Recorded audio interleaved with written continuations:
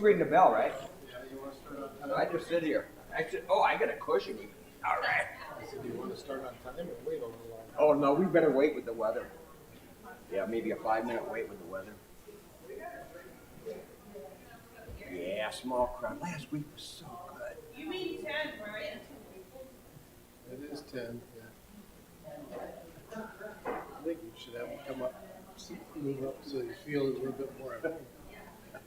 Oh, that's okay. There's obviously no kids. As soon as I woke up and saw that snow, I thought, oh man, this is gonna knock it at least in half.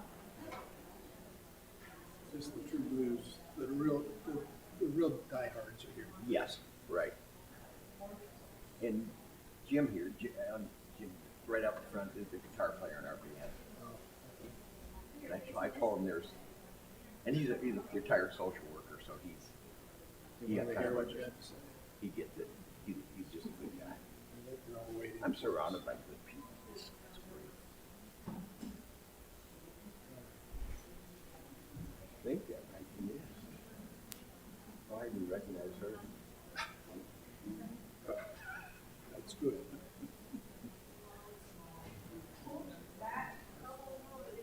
Let's go for it. I guess Jason's giving us the okay. Let's do it. We're waiting for more people.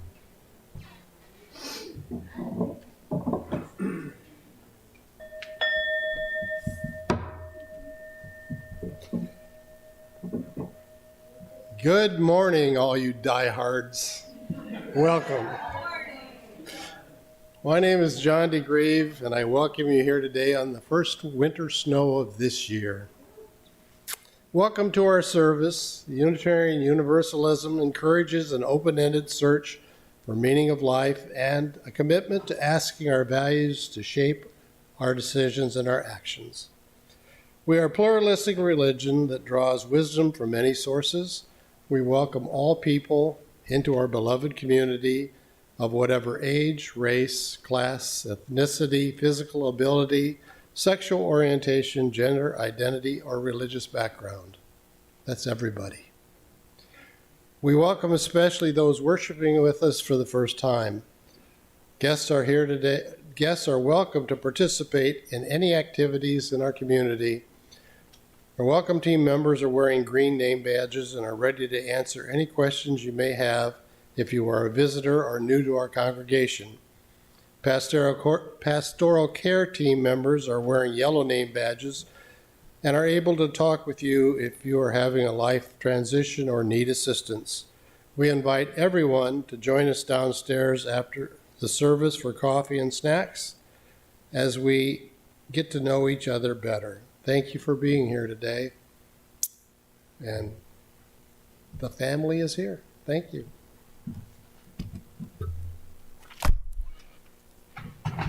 Your turn. Okay. Is there a spotlight? I guess not. I guess spotlight will be we're thankful for the snow plowing crew.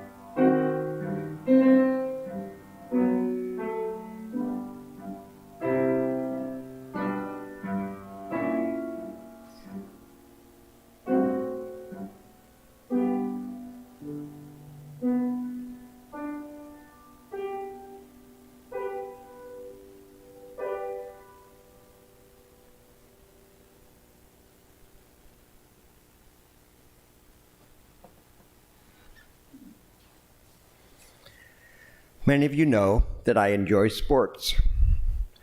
I'd like to begin with a quote from Jim Abbott, who was a major league pitcher who was missing one hand. Quote, "It's not the disability that defines you, it's how you deal with the challenges the disability presents you with." Mindy and I, by the way, Mindy will be here because of COVID restrictions, she'll be here in video only. Mindy and I are going to share our personal stories today about our own disabilities. But there are many people in our congregation who have their own stories, and I also want to acknowledge them. Today, we want to put our stories in the context of our Unitarian principles.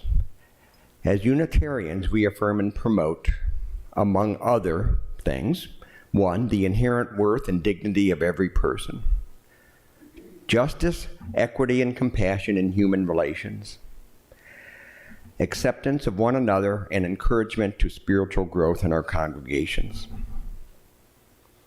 Disability is universal in most people's lives, sometimes at birth, sometimes in old age, sometimes visible and sometimes invisible. It is part of the human condition, as is the power of the human spirit to confront a challenge. As Stevie Wonder said, "Just because a man lacks the use of his eyes doesn't mean he lacks vision." So now we'll light the chalice.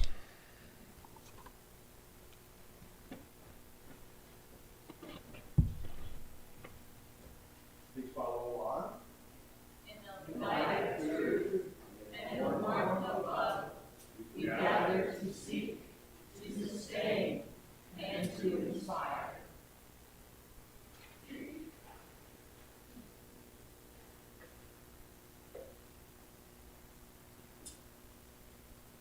Please rise for our opening hymn number 168, One More Step.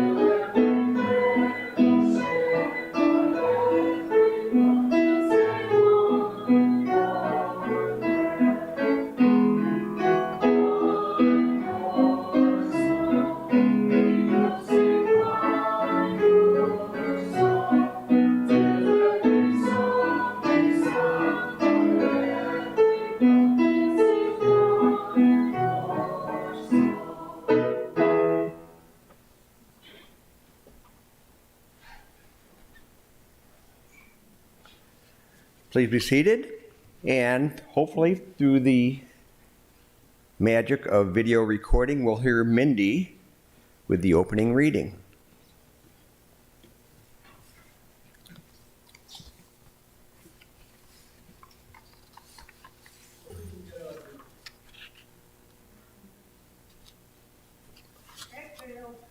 Say it again. They're working on it. Okay.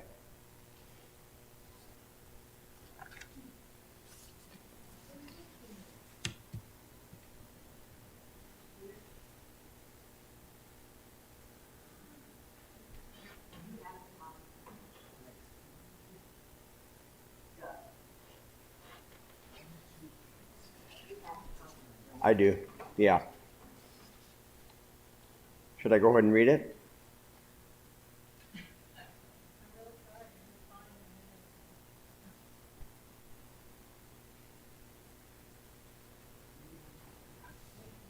I'll go ahead and read it. Welcome to Holland. I am often asked to describe the experience of raising a child with a disability, to try to help people who have not shared that unique experience to understand it. To imagine how it would feel, it's like this. When you're going to have a baby, it's like planning a fabulous vacation trip to Italy. You buy a bunch of guidebooks and make your wonderful plans. The Colosseum, the Michelangelo David, the gondolas in Venice. You may learn some handy phrases in Italian. It's all very exciting. After months of eager anticipation, the day finally arrives. You pack your bags and off you go. Several hours later, the plane lands. The flight attendant comes in and says, "Welcome to Holland." Holland, you say? What do you mean, Holland? I signed up for Italy. I'm supposed to be in Italy. All my life I've dreamed of going to Italy. But there's been a change in the flight plan. They've landed in Holland, and there you must stay. The important thing is that they haven't taken you to a horrible, disgusting, filthy place, full of pestilence, famine, and disease. It's just a different place. So you must go out and buy new guidebooks, and you must learn a whole new language, and you will meet a whole new group of people who you never have met. It's just a different place. It's slower paced than Italy, less flashy than Italy, but after you've been there for a while and you catch your breath, you look around and you begin to notice that Holland has windmills, and Holland has tulips. Holland even has Rembrandts. But everyone you know is busy coming and going from Italy, and they're all bragging about what a wonderful time they had there.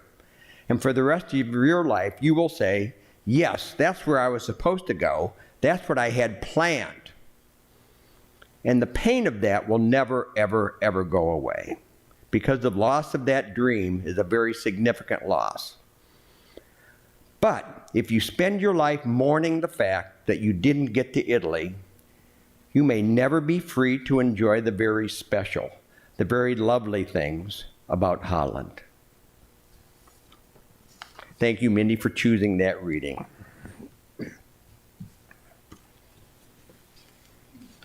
And now, we will take the opportunity, even though we are a small crowd, we probably all know each other, let's still take the time to greet each other and offer goodwill to each other.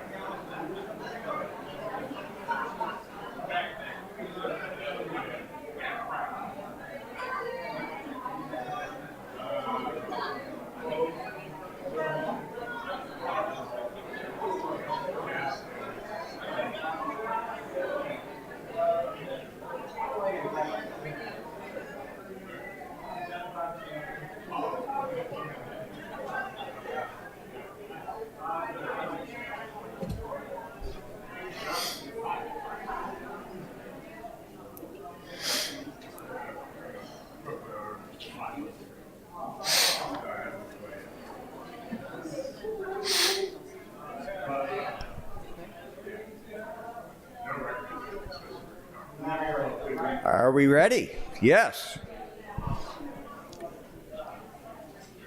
Let's switch gears. And again, Mindy had plans for Words of All Ages, but thank you, Ken, for stepping in. Oh. Not that it's out of touch for you. I mean, this is kind of normal for you. Well, I'm going into full managerial mode here. Okay. Because Stella, upon seeing the book, said, "Oh, I've read it 50 times." And I said, "Would you like to read the book today?" And she goes, "No." And then she just walked up a little bit later and goes, can I read the book? And I said yes. So, I'll hold the microphone for you, okay? Is it on? Oh, how about now? Ooh, okay. There's a short in it. There's a short in it. Now? Nope. You want to borrow mine? I think it might You're going to have to come on over here, though, because it's a short cord. No, you're good. You okay? Change your plan. I know that was loud. I'm sorry. Okay, so Mike, Mindy, and Becca were supposed to come up here, and it's taped down.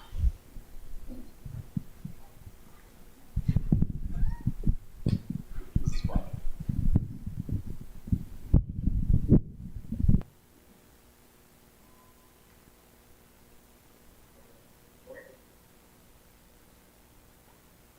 And Becca was going to read the story to the children.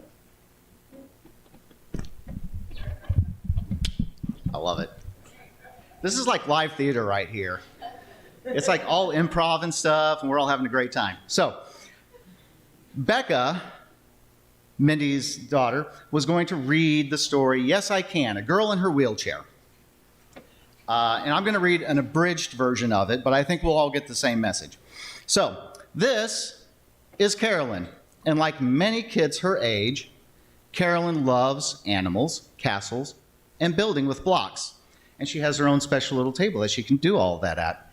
She is helpful to her mom and her dad, and even to her baby brother. And she gets to feed her little baby brother. Carolyn starts a new school this year, and she thinks that her teacher is nice. And Carolyn explains that when she was born, her body did not work like most people's. She cannot use her legs to walk, but she can do almost everything at school, even when she needs to do things just a little bit differently.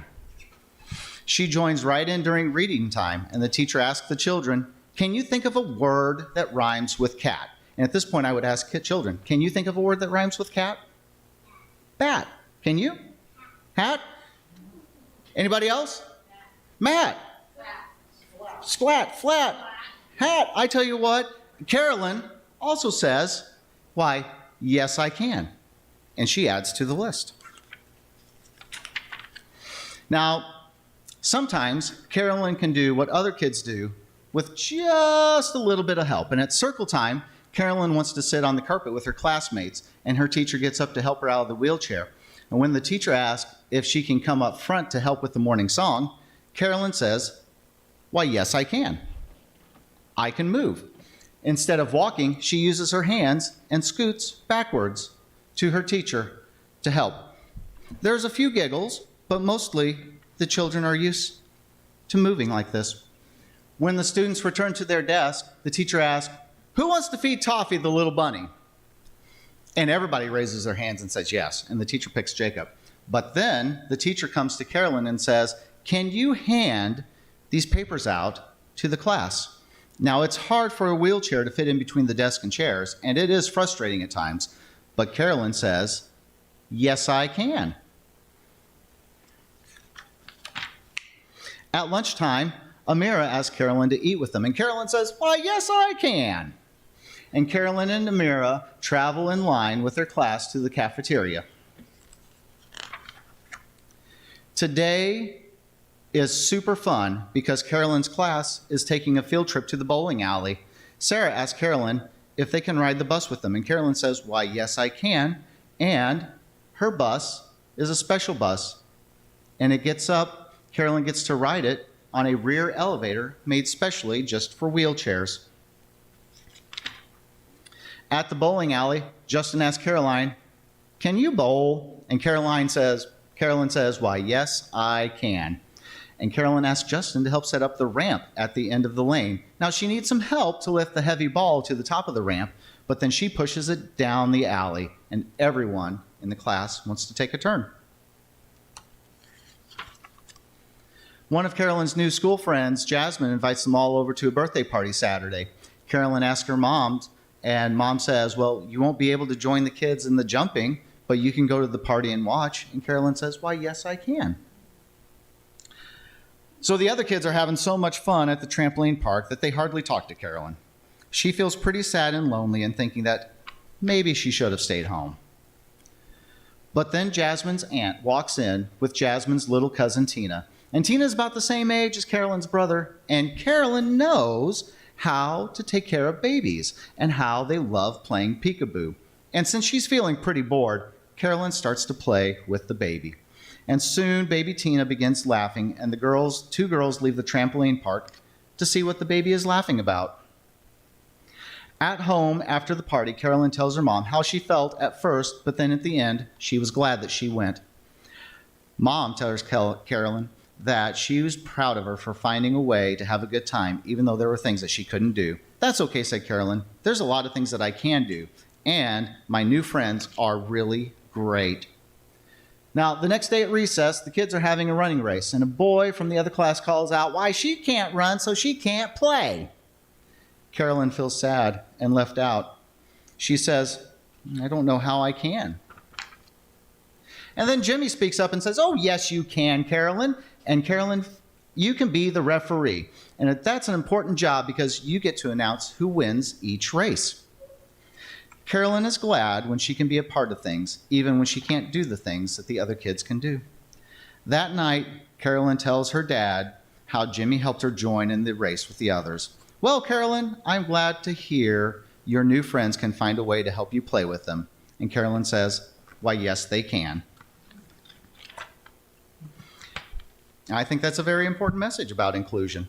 And I think we'll go downstairs and we'll talk a little bit more about that. Okay?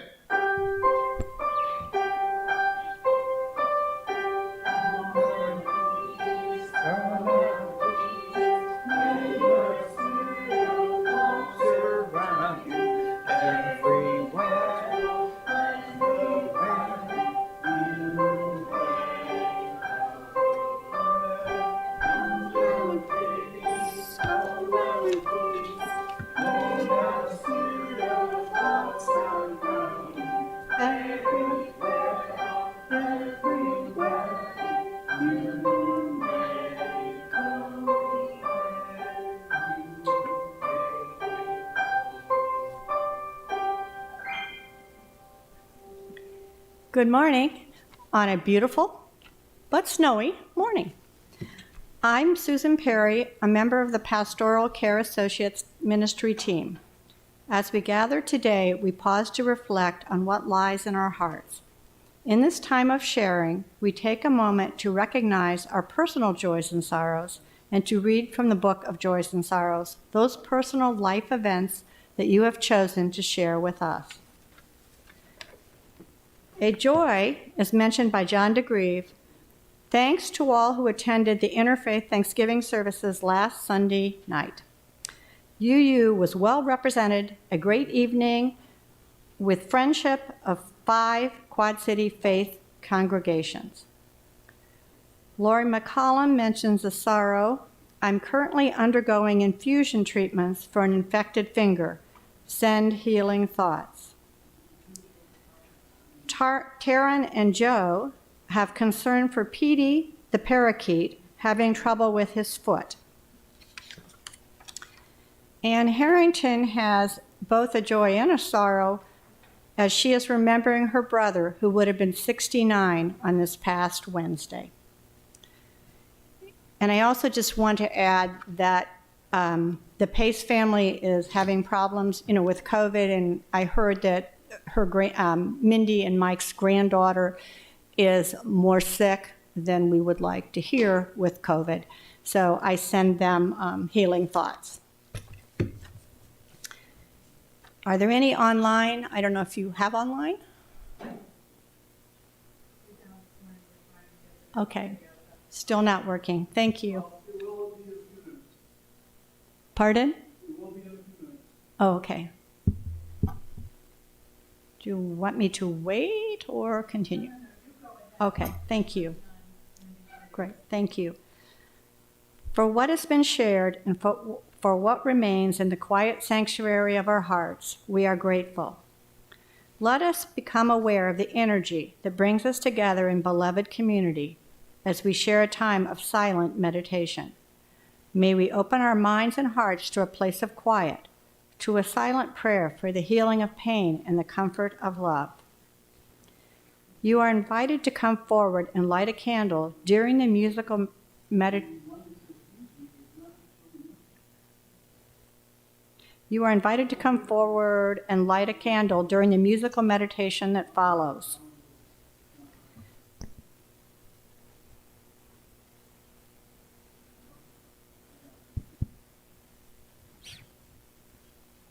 Is it on? Testing? On. Good. Are you ready?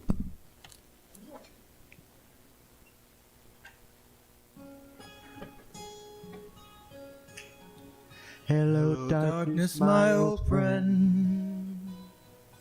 I've come to talk with you again. Because a vision softly creeping left its seeds while I was sleeping. And the vision that was planted in my brain still remains within the sound of silence. In restless dreams I walked alone, narrow streets of cobblestone, neath the halo of a street lamp. I turned my collar to the cold and damp, when my eyes were stabbed by the flash of a neon light that split the night and touched the sound of silence.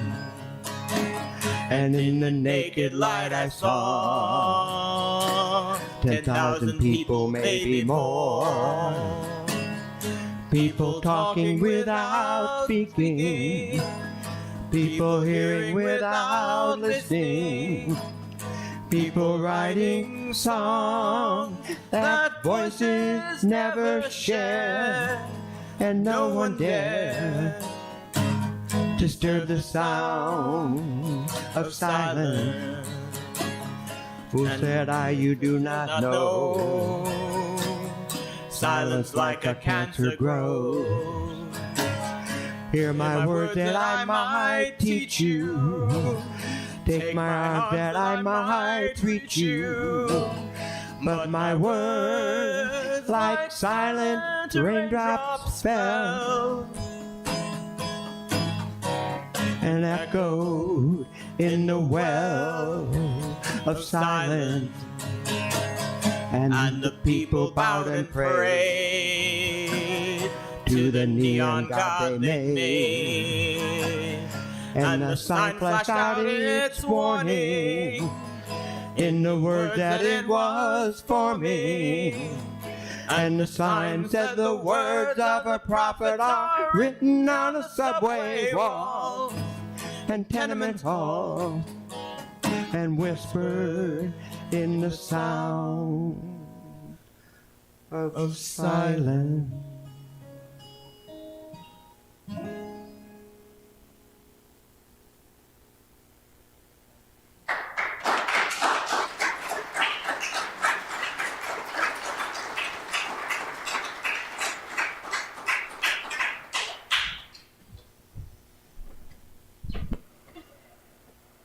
Thank you.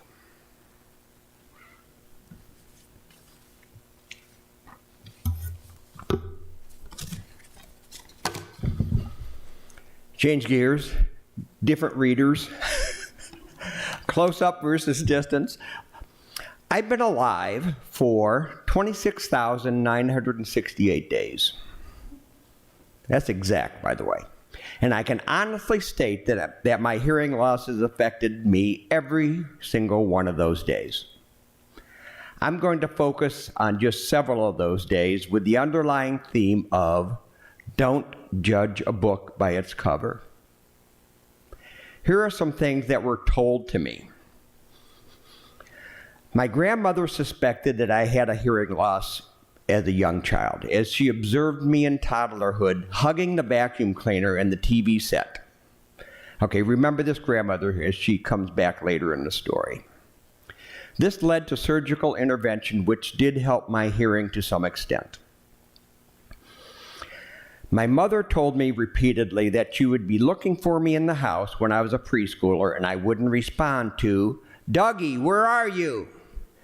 She would often find me in a closet or an out-of-the-way place reading. My mother recalled that I would frequently say, "Turn on the lights so I can hear you."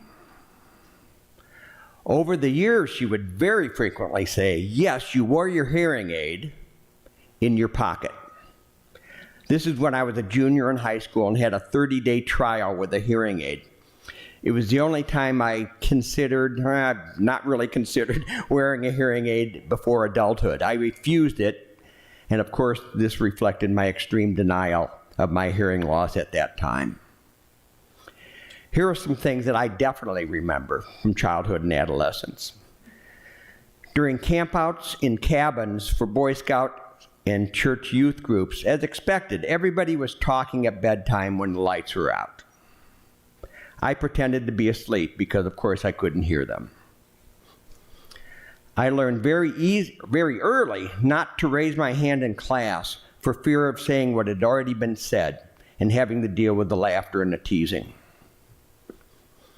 In 10th grade, I had to run laps after football practice as I didn't follow instruction from the coach.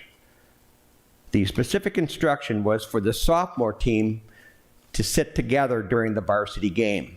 I truly didn't hear him, and instead I sat with my girlfriend. This is probably a pretty good example of a common defense mechanism that I really developed, and I think other people with disabilities develop, to reframe an incident like this into one that looks controllable. In other words, I gave the impression that I heard the coach, but it appeared that I defied him and did what I wanted to do. There were many examples of such defiance to cover up the hearing loss during my childhood and adolescence. And these defensive behaviors would appear to be defiant if you're just looking at the cover of the book. I certainly remember my high school counselor in 10th grade telling me that I was not college material. I think about that one often. I'm sure there was information in my records about my hearing loss and my high test scores, which were at odds with my grades. He clearly didn't do his homework.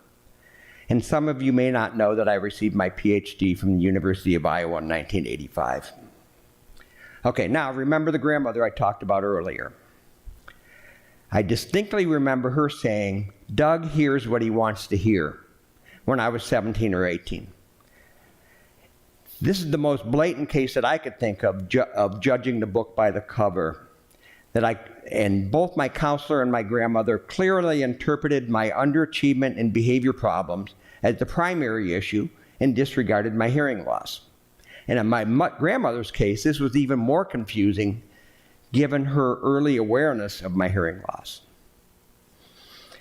I can remember making self-deprecating remarks, making jokes with my friends when I misunderstood something. We were just talking about that in the car this morning on the way here. This is another example of my hearing loss denial. We know how cruel adolescents can be, and I joined in on that cruelty at my own expense. As you know, I'm really into music. However, the only lyrics I know were from those I read, not from listening. I used to have to buy sheet music in order to read the lyrics. But after 1967, this problem was partially resolved when lyrics were printed on albums. Quiz. Does anyone know who started that? Which album? Which group? The Beatles. Album? You got it. It was wonderful. Oh my gosh, I can listen and read the lyrics at the same time. It was great. Here's another thing you guys might not know. Another thing is that I rejected the music performance part of my life when I started taking academics more seriously. I sold all of my equipment and didn't play one note for 45 years. I had associated playing in a band with my hearing loss denial and acting out persona. There was a lot of misbehavior. I'll get into that a little bit. There are so many other similar memories, but despite being a precocious reader, being double promoted and skipping second grade because of I was doing pretty well back then, and getting good achievement test scores, I, number one, graduated in the lower half of my high school class, perfected the art of being an underachiever, meaning doing just enough to get by, being an expert in denial, joking, and certainly not taking things seriously. I was involved in delinquent behavior, alcohol use, frequent truancy, 21 days during my senior year, and multiple behavior problems at school, including defiance towards teachers. My invisible disability was also invisible to me. Like all individuals with hearing impairments, I had no point of reference for what is normal hearing. As a result, I exhibited these defensive behaviors to defend my fragile ego. Other defensive behaviors seen in hearing impaired individuals include appearing aloof, inattentive, not caring, being loud, boisterous, and obnoxious. Over-talking is another one too. That's kind of a trick. Keep in mind as you're because it's easier to talk than to listen. So you guys have probably seen that one in me before too. It certainly would have been great if somebody could have made a difference in my academic performance and self-esteem in high school. Perhaps a teacher, counselor, or coach, or other non-family member could have offered me guidance and support.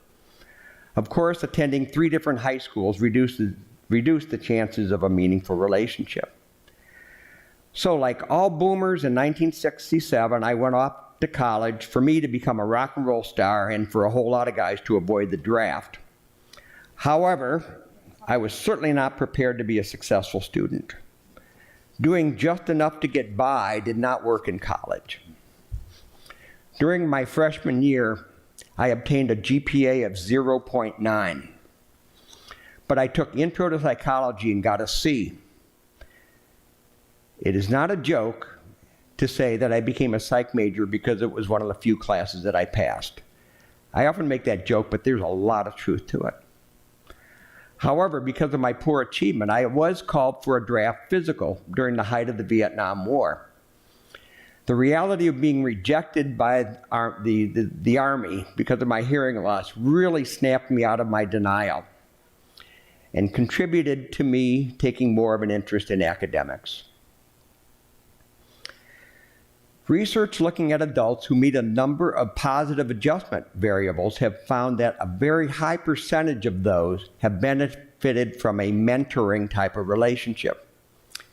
In fact, one study says that it's the #1 predictor of positive adult adjustment. During my junior year, I took a class from Dr. McCollum, and something amazing happened that had never happened to me before. I was the only one in the class to get an essay question correct. He actually had me stand up, and I just couldn't believe it. He just made such a production of that happening. After that, I could do no wrong in Dr. Allen's eyes. He asked me to be his undergraduate research assistant as a senior, which included a tuition stipend, tuition waiver, a stipend, a tuition waiver, and a private office. He convinced me to go to graduate school and used his influence to get me a departmental graduate assistantship. I have often said that in 3 short years, I went from the outhouse to the penthouse in terms of my academic career.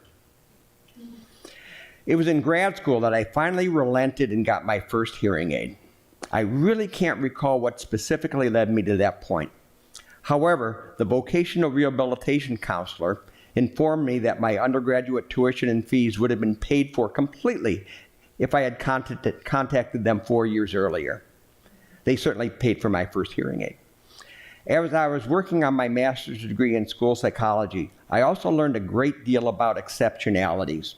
And along with becoming more mature, finally, this led me to be more accepting of my hearing loss.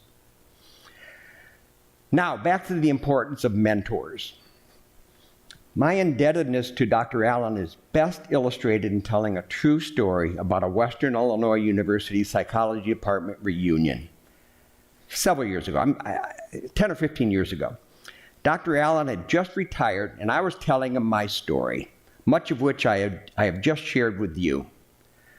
For the first time, I really connected the dots from those significant events he did for me and how those were the impetus for professional success, further academic achievement, and acceptance of my hearing loss. To him, I was one of thousands of students he had during his career, and I'm sure I wasn't the only one he helped. But nevertheless, he was speechless, absolutely speechless while I was telling my story. Overhearing this conversation was the long-retired former department chair when I was a student. This scene could have been right out of a Hollywood movie. That gentleman turned to Dr. Allen and said, "Bam, this is why you chose to go into teaching." Having the opportunity to thank Dr. Allen and look back on my life in preparing for this reflection has helped me make sense of the anger, anxiety, and shame I experienced. This has helped me expel the demons from my past. Even I didn't look beyond the cover of my own book. Dr. Allen's mentorship was the catalyst for me to develop a sense of competence and self-acceptance. Later, I had other mentors as well, but this initial one set the stage.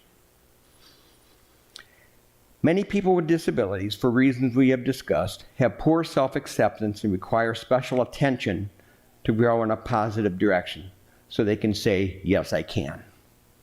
It is my pleasure to be a member of an accepting church based on those powerful principles. We just don't talk the talk, we walk the walk. Thank you.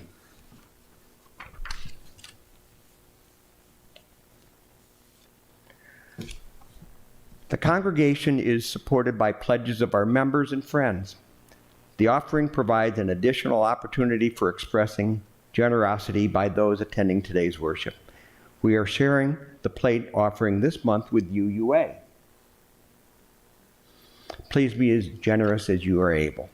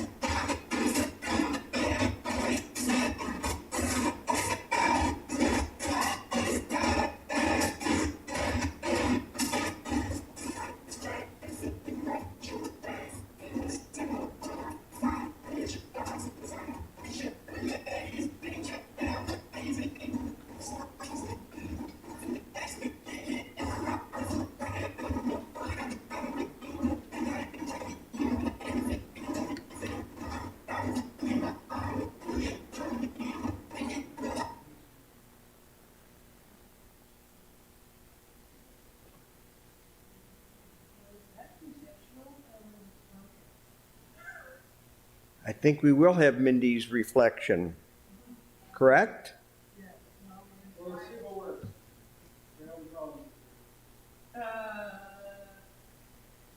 hope you can see the smile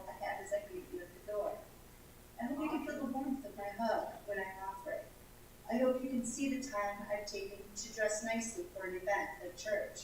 I hope you notice the intelligent conversations and questions I ask at meetings. I hope you value my meetings there. I can read it if you'd like. Probably better because. Yeah, I think so. I think so. Okay. I hope you can see me. I hope you see the smile I have as I greet you at the door. I hope you feel the warmth of my hug when I offer it. I hope you see the time that I have taken to dress nicely for an event. I hope you notice the intelligent questions I asked at meetings. I hope you value my opinions when I offer them. I hope you see me. I don't want you to see me struggling to get into the sanctuary. I don't want you to see me looking for a place to sit when I walk into a meeting. I don't want you to see me readjusting myself as I try to deal with pain and being uncomfortable in my chair while at a long service.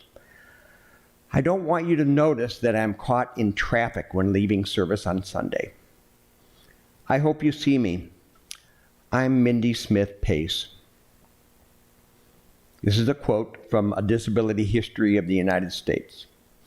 Like racism, sexism, or homophobia, ableism is directed at individuals and built into social structures. It is lived out purposefully, accidentally, and unknowingly. As most of you have noticed by now, I am usually in a wheelchair and semi-mobile. I have a genetic disease called Ehlers-Danlos syndrome. You may not have heard of it before, but it is considered a rare disease.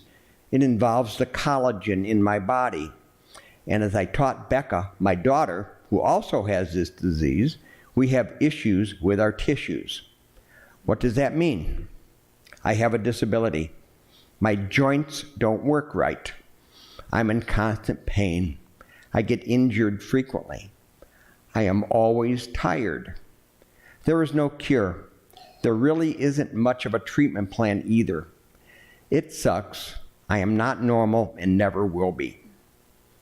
However, I can try to be positive and live my life as a person with disabilities instead of giving up hope. So that's what I try to do every day. Some days are easier and some are just hard. Most days, it depends not on who I am and what I'm doing, but instead on you and people like you. People without disabilities. People who have the choice to see me or see my wheelchair. I don't think anyone here intentionally would treat a person in a wheelchair differently, but in other places that's not the case. And sometimes, even if our intent is to treat people the same, it doesn't happen because we don't understand them. That actually happens a lot. I want to talk to you about that, treating people intentionally, treating people in wheelchairs or with other disabilities intentionally. That is where the principles of UU apply. This is where the words we read and think about in our community have actions. Just to remind us of all the UU principles I'm referring to, I want to read part of them to you, as they are easy to forget or mumble together. The inherent worth and dignity of all people, justice, equity, and compassion in human relations, accountability, dismantle racism and other oppressions. Lofty words that can be used to live our lives and used to be intentional when dealing with people who have disabilities. But do we do it? In my life, some things happen because people do not see me or understand what people in wheelchairs need or want. A big example is when I am sitting at a table or in line somewhere and people constantly bump into me. They do not realize they have bumped into me, so they do not apologize or stop doing it. I was once at a restaurant where the waiter bumped into my chair every time he walked by, even if I moved slightly to accommodate him. He probably thought hitting the chair is not a big deal, but it is to me. It is an extension of my body. If it is bumped or moved without my expectation, it can really hurt me. Another time is when I am invited out to eat or to someone's house. It feels rude, but I almost always must ask, is it accessible? Are there stairs or a bathroom I can get into? Many stores have very heavy doors I must use while trying to get into them and over a bumpy threshold. Most of the time, people do not hold the door open, and they even complain I take too long to get into the stores. In our community, though unintentional, things like this ableism happens. So I propose we start being more intentional with each other and think about our actions and their impact, especially when we are talking to or working with people with disabilities. I believe we should live our lives with intention. I live my life every day knowing one day I won't be able to walk at all, but I chose to live life to the fullest every day. I think every day about what I can do and what I will do. I make choices based on my disabilities, but also on just me, who I am and what impact I want to make in the world. Sometimes the choice is to ignore my pain and focus on helping others. Sometimes the choice is sharing in a bad pain day with my daughter who also has this disease, and we just rest and watch TV together.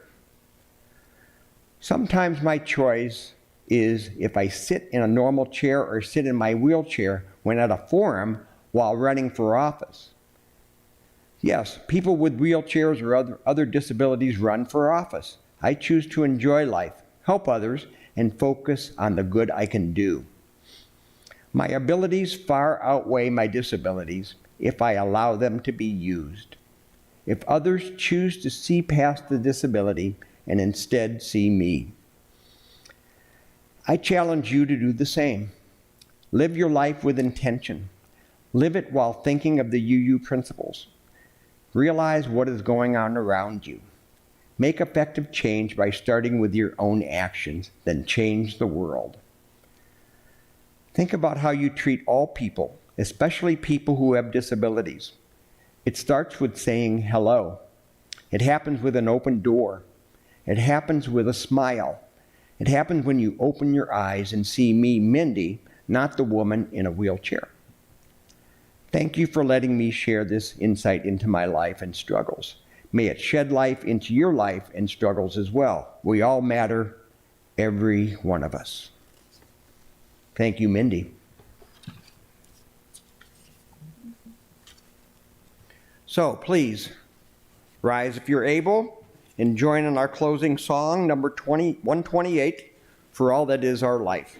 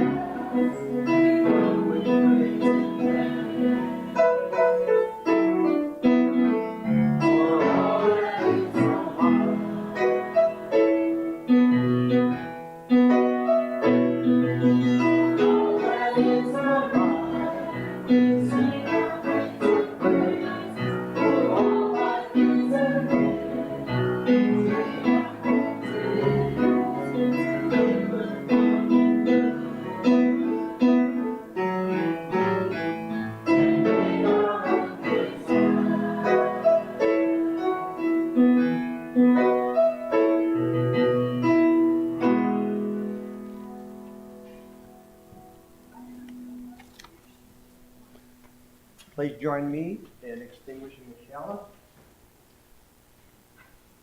Distinguish the flame, but not the light of truth, Lord of community, for the fire of commitment. These you carry in our hearts, until we are together again. Pardon me? Okay. Mindy wrote the closing words. In closing, I want to read you a quote from UU's Equal Access Voluntary Organization that is committed to disability justice. They promote anti-ableism, equity, and access for disabled Unitarian Universalists in UU communities and a broader society. This is a quote. A wheelchair ramp expands your community's physical invitation. What metaphorical ramps can expand your social and spiritual invitation to people who have disabilities? Consider how you might encourage the use of respectful, welcoming conversation to make the inclusion of all people who have disabilities more real and more full, end quote. What are we here willing to do? Are there physical or social barriers to the inclusion of people with disabilities here? Let's think together and work together as a community to make ableism a thing of the past in our community and beyond. Doug and Mindy, hope you have been blessed with learning our stories together. Thank you and blessed be.